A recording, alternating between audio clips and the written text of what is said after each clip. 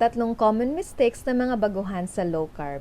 Number 1, sobrang konti lang ng protein na kinakain nila. Ang daming gulay tapos sobrang konti lang ng protein. Yes, papayat ka nga pero mangangayayat ka naman. Ikalawa, hindi gumagawa ng mga healthy habits. Yes, naglo-low carb ka pero wala kang exercise.